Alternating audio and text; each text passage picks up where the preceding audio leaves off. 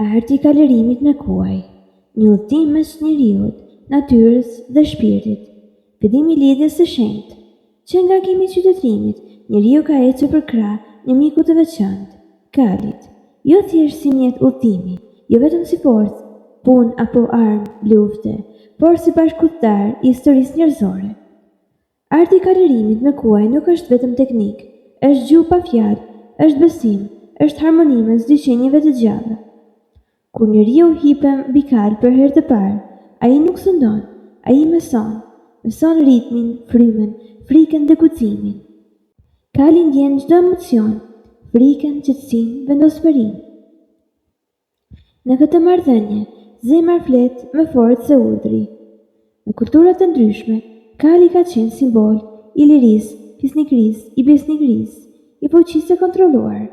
Në artin e kalorimit, njeriu nuk lufton natyrën, ai bëhet pjesë e saj. Kalorimi si disiplinë dhe shpirti. Kalorim i vërtet fillon aty ku mbaron forca fizike. Ai kërkon gjatësi mendore, durim dhe vetkontroll. Një kalore si mirë nuk e shtrëngon kalin. Ai udhëheq me trupin, frymen, mendimin, një lëvizje lehtë, një presion i butë, një qëndrim i drejtë dhe kali kupton. Ky është arti. Një kalorim nuk përtet, nuk nxitohet, nuk sundohet me dhunë, sepse kali nuk i bindet frikës, por respektit. Kalorimi është shkollë karakteri, mëson durimin, mëson disiplinën, mëson përgjegjësinë. Një kalor si vërtet mëson fillimisht të sundojë veten, pastaj kalin. Kuajt në histori, kulturë dhe sport. Në histori, kuajt kanë ndryshuar fatin e popujve. Pa ata, perandorit nuk do të ishin ndërtuar, tregtia nuk do të kishte lullzuar, dhe shumë bateja nuk do të ishin fituar. Por për të historisë, kali ka hyrë thellë në kulturë dhe shpirt. Në poezinë shqiptare, kali është shoku i luftëtarit, deri shtëpisë, simboli burrërisë. Në artin oriental dhe islam, kalorimi ka qenë i lidhur me fisnikërinë, përgatitje shpirtërore, vetkontrollin. Profeti Muhammed e ka vlerësuar kalin dhe kalorimin si aftësi të dobishme dhe të nderuara.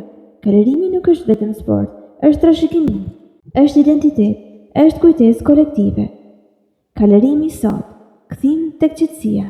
Në botën moderne, ku zhurma, shpejtësia dhe stresi sundojnë jetën tonë, kalorimi rikthehet si terapia e shpirtit. Sot shumë njerëz zgjedhin kalin për qetësi mendor, rehabilitim emocional, lidhje me natyrën. Kur hipen mbi kal, telefoni hesht, mendimet ngarësohen, zemra gjen ritmin e saj. Në çdo hap të kalit, njeriu kujtohet se jeta nuk është garë, por udhëtim. Arti i kalorimit me kuaj na mëson një të vërtetë të madhe. Forca e vërtetë është shëtësia, udhëheqja e vërtetë është respekti, dhe liria fillon aty ku lind harmonia.